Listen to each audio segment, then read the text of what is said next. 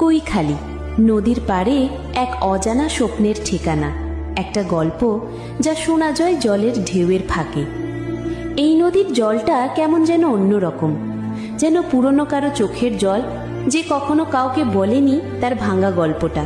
এটা কৈখালী, সুন্দরবনের একটা ছোট্ট নাম, কিন্তু যার বুকের গভীরে লুকানো আছে এক বিশাল জীবন। যে নদী পাহারা দিত বনের নিঃশ্বাস। এক সময় ছিল কিচ্ছু না, না আলো, না রাস্তা, না মোবাইল টাওয়ার। ছিল শুধু নদী, কাদামাটি আর চুপ করে দাঁড়ানো কুড়ে ঘর। কিন্তু এই নদীর পাড়ে একটা আশ্রম গড়ে উঠেছিল। সেইখানেই ছিল বনরক্ষীদের ঘর। তারা পাহারা দিত যেন এই নদী গিলে না খায় সুন্দরবনের নিঃশ্বাস। সেই কৈখালী ছিল নির্জন, নির্ভীক আর দুরন্ত। আমফান, এক রাতেই সব শেষ, আবার সব শুরু। 2020 সালের মে মাস।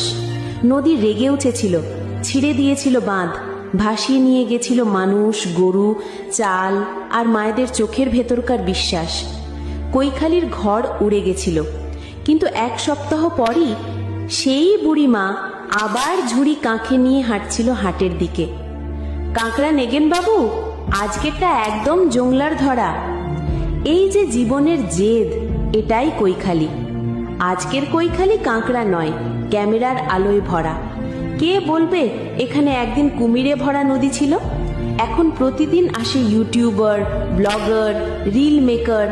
এক পাশে দাঁড়িয়ে আছে ছেলেটা, বলছে, বন্ধুরা আজ আমি কৈখালীর এক গোপন ঘাটে এসেছি।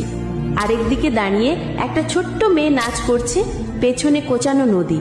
নতুন দোকান উঠেছে, চা, চানাচুর, হাতে তৈরি মাদুর। বুড়ি মায়েরা কাঁকড়া বিক্রি করছেন, আর পাশে দাঁড়িয়ে কে যেন মোবাইলে বলছে, দেখলে তো মা, এটাই আসল সুন্দরবন। কৈখালীর সেই অন্যরকম গন্ধ। দীঘা, পুরী, বকখালি তোমাকে সমুদ্র দেখায়, কিন্তু কৈখালী তোমাকে জীবন দেখায়। এখানে সন্ধ্যায় নদীর পাড়ে দাঁড়ালে তুমি বুঝবে চুপচাপ থাকা মানেই গভীর হওয়া।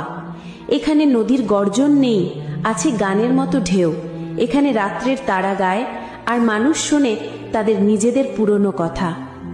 শেষ কথাই বলা যায় না কৈখালীকে। কৈখালী একটা গ্রাম নয়, এটা এক টুকরো আকাশ, এক টুকরো চোখের জল, আর একটা গল্প যা চুপি চুপি নদীর গা বেয়ে তোমার বুক অবধি এসে পৌঁছায়।